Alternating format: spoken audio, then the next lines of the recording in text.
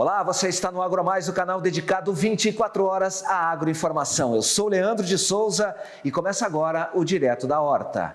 E no programa de hoje, nós vamos falar sobre o desenvolvimento de uma cultivar pelos pesquisadores da Embrapa de batata adaptada à agricultura familiar, principalmente. Para falar sobre este assunto, nós recebemos no programa de hoje o Giovanni Olegário, ele é pesquisador da Embrapa Hortaliças, que está aqui conosco. Giovanni, muito obrigado pela gentileza da entrevista, pela sua participação, viu? Um prazer te receber. Eu que agradeço, Leandro. Giovanni, olha só, fala um pouquinho para a gente sobre que cultivar é essa, que produto é esse, como é que foi feita essa pesquisa e qual foi o objetivo, por gentileza? Então, essa cultivar é mais uma para compor o nosso portfólio de cultivares de batata. Ela é uma cultivar de película vermelha, um tubérculo oval arredondado, com uma característica muito especial, que é um teor muito grande de matéria seca, um teor bastante alto de matéria seca, o que faz com que ela seja mais versátil na culinária. Tendo mais matéria seca, ela pode ser utilizada não só cozida, mas também frita, na fritura doméstica em casa, e o consumidor vai poder ter um produto sequinho, depois de frito, diferente dessas que ele encontra normalmente no supermercado. Além disso, para o produtor também ela tem várias vantagens. Dentre elas, ela é resistente ao vírus Y, que é a principal virose que causa problemas para o cultivo da batata no Brasil, além de ter uma certa tolerância à requeima e à pinta preta, que são duas doenças fúngicas, e ela tem ainda um diferencial, que ela tem uma certa tolerância à murcha bacteriana, que é uma doença bacteriana, como o próprio nome dela diz, e que também é muito danosa para o cultivo. Por esses motivos, por ela ser bem rústica, tolerante a todas essas doenças, e além disso ser muito versátil na culinária, nós estamos recomendando ela principalmente para pequenos produtores, agricultura familiar, mas também nada impede dela ser produzida por grandes produtores. Não tem nenhum empecilho, muito pelo contrário. Ela também é recomendada para grandes produtores, mas como ela é mais rústica, né, necessita de menos insumos para a produção, ela tem essa característica especial de poder ser recomendada para a agricultura familiar.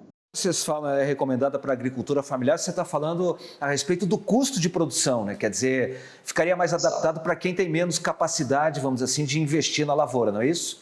Exato, perfeito. Muito bem explicado por você, porque hoje os custos de uma lavoura de batata de alta tecnologia, ele passa de R$40 mil por hectare. Então, é um investimento bastante grande. Enquanto pequenos produtores, eles têm uma capacidade de investimento menor, mas quando você usa uma cultivar mais resistente a doenças, ele consegue produzir essa batata com menos insumos e aí consegue uma sustentabilidade econômica melhor.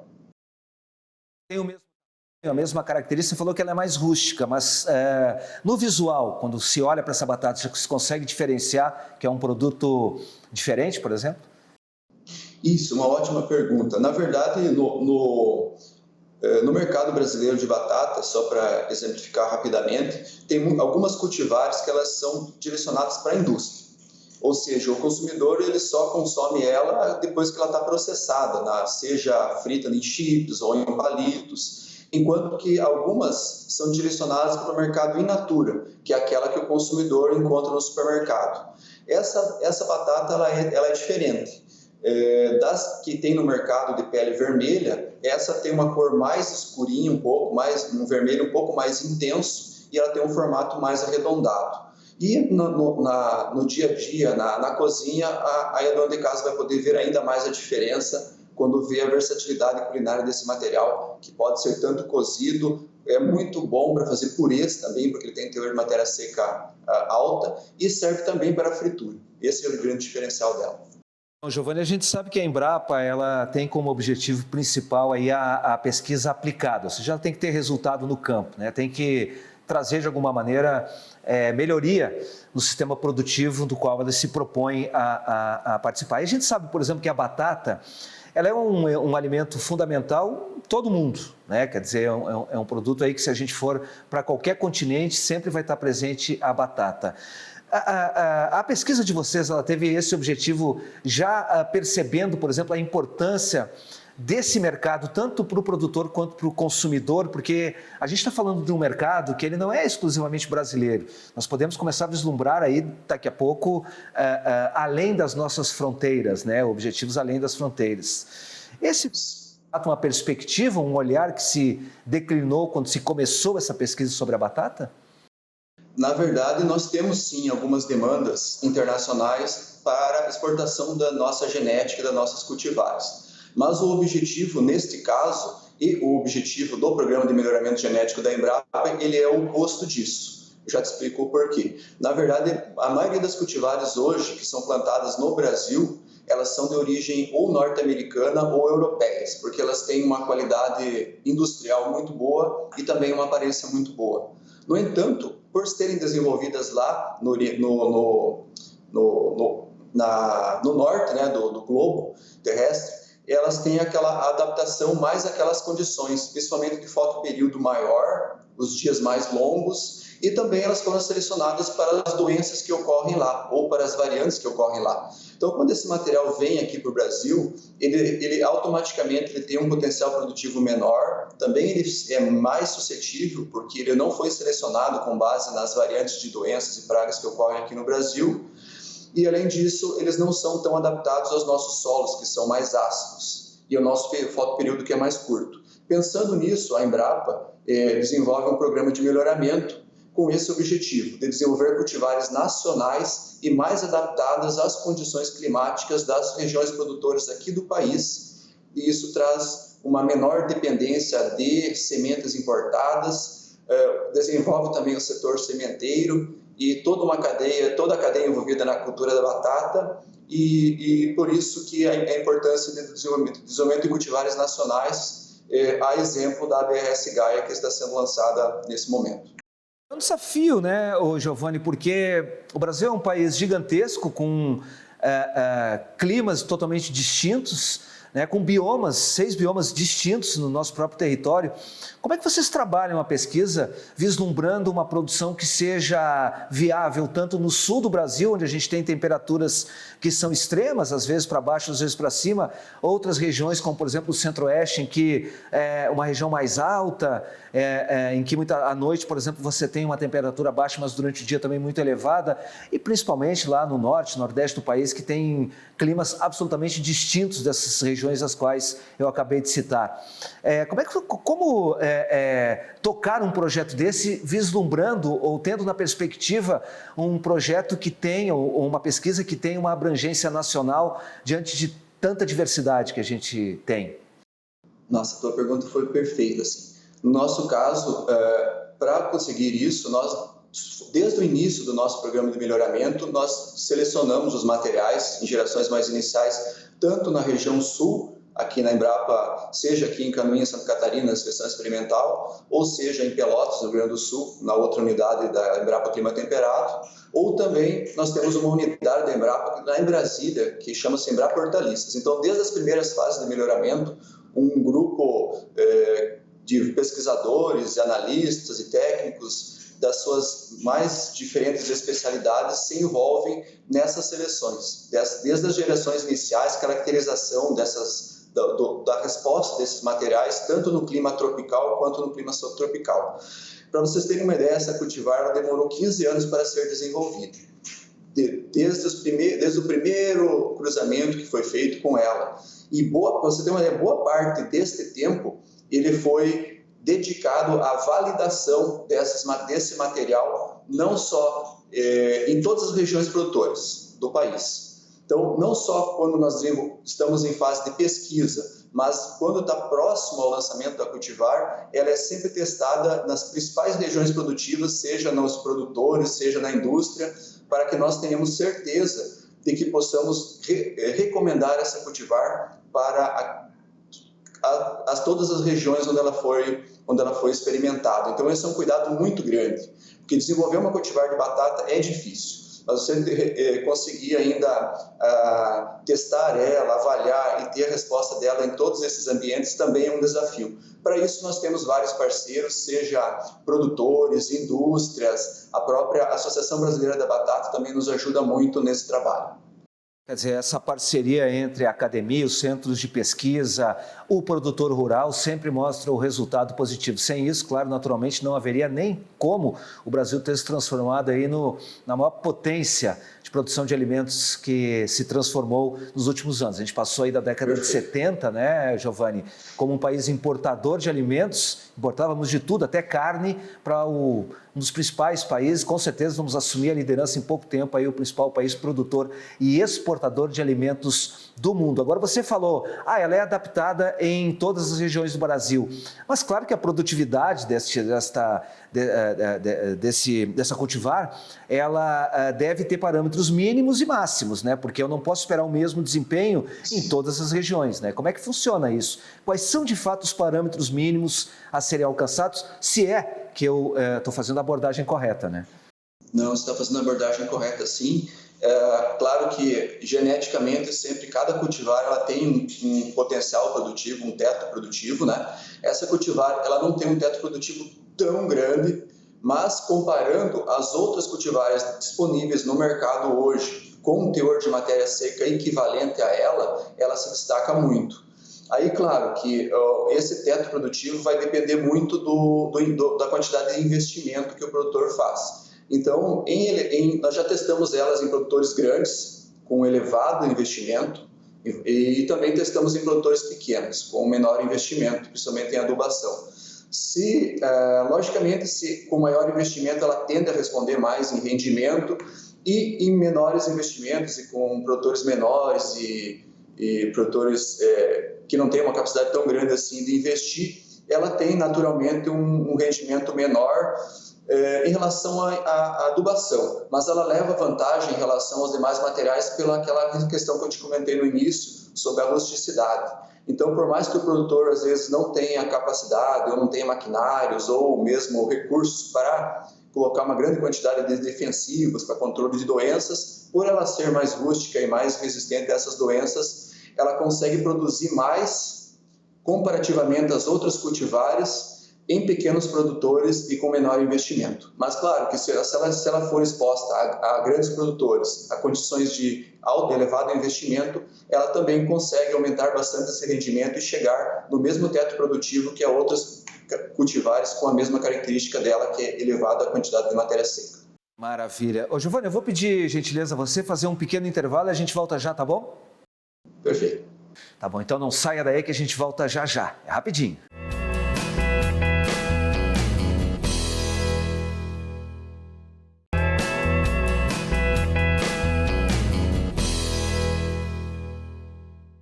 Nós voltamos com o segundo bloco do Direto na Horta e no programa de hoje estamos falando sobre o lançamento de uma cultivar de batata que promete melhorar a vida do produtor familiar em todo o país, mas principalmente no Rio Grande do Sul. Para isso, a gente está recebendo no programa de hoje o Giovanni Olegário, ele que é pesquisador da Embrapa Hortaliças, que está conversando conosco. Ô Giovanni, para abrir esse segundo bloco, eu acabei de falar, por exemplo, especialmente no Rio Grande do Sul, porque a gente viu aí que boa parte da aplicação dessa pesquisa, quer dizer, ocorreu em todo o território nacional, mas está muito focado no estado do Rio Grande do Sul. Por que isso? Isso, na verdade, ela já foi pré-lançada há alguns dias aqui em Santa Catarina também, aqui na Estação Experimental de Canoinhas, mas o lançamento oficial está sendo feito lá no Rio Grande do Sul. Isso se deve a alguma característica daquela região, porque principalmente o sul do Rio Grande do Sul, ele comporta pequenos produtores e agricultura familiar, que é principalmente o foco da recomendação dessa cultivar, muito embora, como eu comentei no início, ela também pode ser cultivada por grandes produtores. Então, esse lançamento ocorreu no Rio Grande do Sul por esse motivo, por ser um motivo meio simbólico, por ser uma região lá no sul do Rio Grande do Sul caracterizada por pequenos produtores, agricultura familiar. Então, foi o palco perfeito para o lançamento dessa cultivar.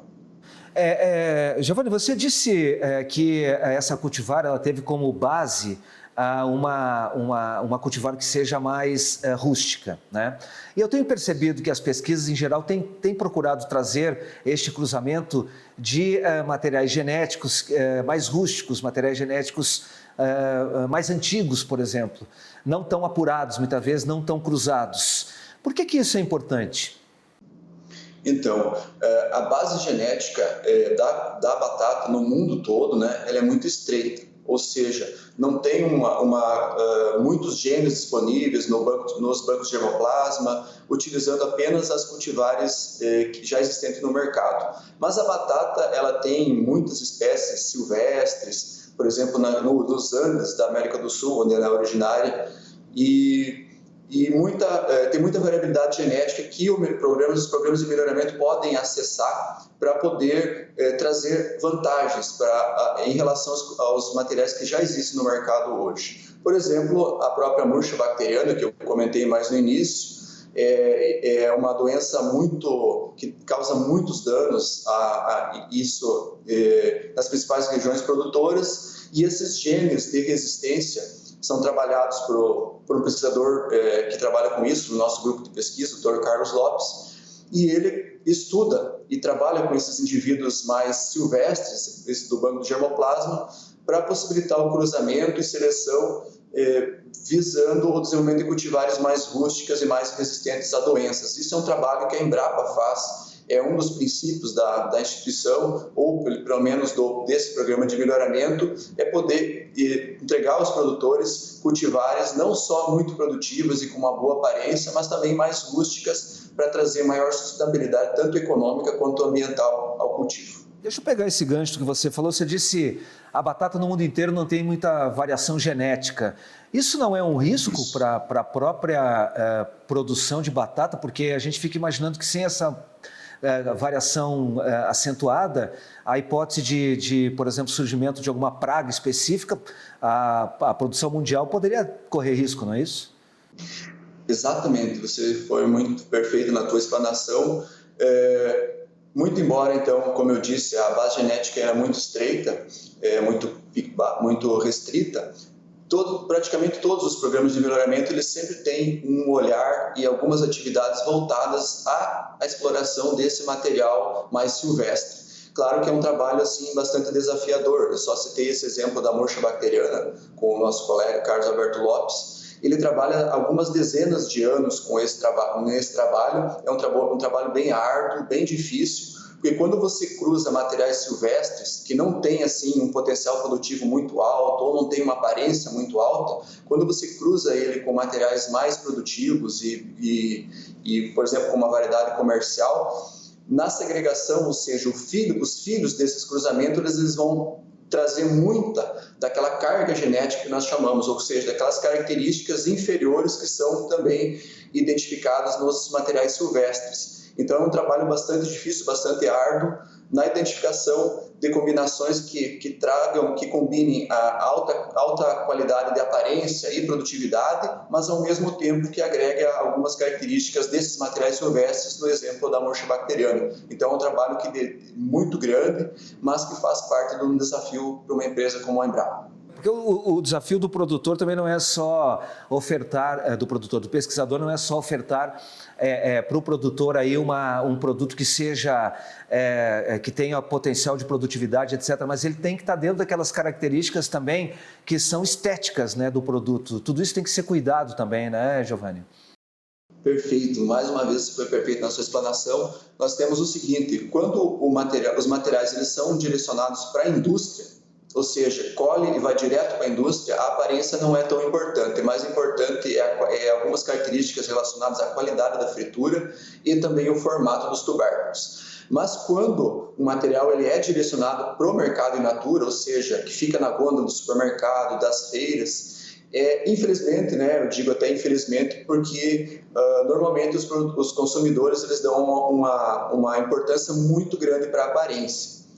E assim, muitas vezes nós do programa de melhoramento ficamos numa situação até difícil, porque às vezes nós temos materiais muito bons, muito produtivos, muito tolerantes a doenças, com uma qualidade culinária muito boa, mas que às vezes não tem uma aparência muito boa. Então, às vezes, ele não chega no mercado por isso. Então, isso é uma questão até cultural. Nós também nunca culpamos os consumidores sobre isso, porque, na verdade, muito embora tenha leis obrigando tanto o varejo a identificar a variedade, ou seja, dizer qual qual que é aquela cultivar, para que ela serve, quais as vantagens dela, né? Ou pelo menos a obrigação de dizer qual que é a cultivar que está sendo apresentada ali na gôndola do supermercado para o consumidor poder procurar quais são as características dela.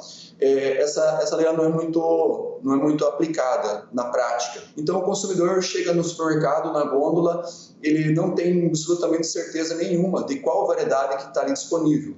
Aquela variedade que ele enxergou ali na banca de manhã com a película amarela, se ele chegar à tarde lá, talvez nem seja a mesma variedade e ele não vai ficar sabendo disso. Infelizmente, então, ele acaba se apegando ao que ele tem na sua disposição, que é a aparência dos tubérculos. Isso em alguns países tem mudado bastante, esperamos que também no Brasil mude, por exemplo, com a identificação de qual variedade é, também embalagens diferenciadas que tragam mais informações sobre rastreabilidade para o consumidor ter mais ferramentas para poder escolher melhor as batatas que ele vai levar para casa. Uhum. A gente falou agora há pouco sobre essa questão de ser um produto que pode ser cultivado no Brasil inteiro, mas existe uma temperatura na qual a batata ela se adapta melhor, ela tem melhor rendimento, ela consegue produzir mais?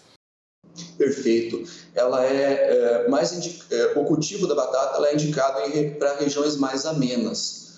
Não quer dizer que, por exemplo, inclusive no Nordeste brasileiro é possível cultivar batatas. Logicamente não no litoral, mas em regiões de altitude maior. Então, principalmente aqui na região Sudeste, região Sul, ela é melhor adaptada, por causa do clima um pouco mais ameno. Mas também em regiões tropicais, onde a altitude é superior, por exemplo, a 900, 1.000 metros de altitude, nós temos que nessas condições, muito embora os dias sejam quentes, normalmente as noites são frias, o que é favorável para o desenvolvimento não só da batata, mas de outras espécies tuberosas também. A gente está falando, na verdade, da BRS Gaia, né? Foi esse o apelido ou o nome que foi dado a esse produto, não é isso? Perfeito, isso mesmo. Nível, quer dizer, as pessoas já vão, você disse que já foi lançado experimentalmente e me parece que o lançamento foi efetivamente no dia 30 de novembro, portanto, ele já está disponível para o produtor. O produtor, por exemplo, que pretende consorciar de alguma maneira, que não tem a produção de batata propriamente como o seu principal produto comercial. Vamos supor, o produtor é dedicado a outra cultura, tabaco, por exemplo. Ele poderia fazer algum tipo de consorciamento entre as duas lavouras? Perfeito, ele pode sim, e aí que está o grande diferencial dessa cultivar. Por ela ter ela não é totalmente resistente, mas por ela tolerar um pouco mais a murcha bacteriana, que é uma doença que ocorre tanto no tabaco, tanto no fumo quanto na batata, ela seria talvez das cultivares hoje disponíveis no mercado a mais indicada. Claro que ela não é 100% resistente, então pode ter, se tiver alguma lavoura muito infectada por essa bactéria, pode ser que tenha algum problema. Mas por ela ser rústica e ela pode ser cultivada até por outros produtores que não são tradicionais produtores de batata, porque a batata em si é uma cultura muito técnica. Tu precisa de muita tecnologia, muito conhecimento para você poder cultivar ela comercialmente, principalmente as cultivares importadas que são mais e necessitam do nível tecnológico um pouco maior. Mas essa cultivar, por ela ser mais rústica, ela pode sim ser cultivada por pequenos produtores ou mesmo produtores que não têm um conhecimento tão grande assim sobre o cultivo e também, como você falou, também consorciando ou na mesma área ou em áreas subjacentes a outros cultivos, né? Por exemplo, produtores de outras espécies de plantas, né? Eles também podem ter um certo sucesso com essa cultivar, por ela ser mais tolerante à doença e não necessitar do nível tecnológico ou um nível de conhecimento muito grande. Maravilha, Giovanni. Você gostaria de destacar mais alguma questão em relação ao lançamento desta cultivar? Apenas dizer que quem tiver interesse na produção dessa cultivar ou na produção de sementes dessa cultivar, que pode ficar à vontade para entrar em contato com a Embrapa, é só procurar na internet Embrapa Clima Temperado ou Embrapa Hortaliças ou na Estação Experimental de Canoinhas da Embrapa, que nós conseguimos mais informações dos produtores que já estão licenciados para a produção de sementes para poder fornecer para os produtores interessados. Então tá aí, Giovanni, muito obrigado pela entrevista. Realmente, toda vez que a Embrapa coloca um produto novo no mercado, eu sempre faço questão de destacar, porque é o que eu disse anteriormente. A Embrapa é um dos instrumentos, é um dos institutos e talvez a grande mola propulsora aí para que a nossa agropecuária, para que a nossa produção do campo atingisse o nível de excelência que tem hoje. Toda vez que a Embrapa coloca um novo produto desse no mercado, eu vibro aqui porque eu tenho o reconhecimento de que, de fato, essa empresa tem um papel importante aí na vida de todos nós. Falei com o Giovanni Olegário, muito obrigado pela gentileza da entrevista. Foi um prazer enorme ter falado com você, viu? Dispõe aqui do nosso espaço. Igualmente, Leandro, muito obrigado. Muito obrigado pelo espaço que vocês deram para a divulgação dessa e de outras tecnologias. Vocês são parceiros muito importantes para nós também. Maravilha, nós que agradecemos. Para você que esteve conosco, muito obrigado pela atenção e a gente se vê, tá bom? Tchau, tchau. Até mais.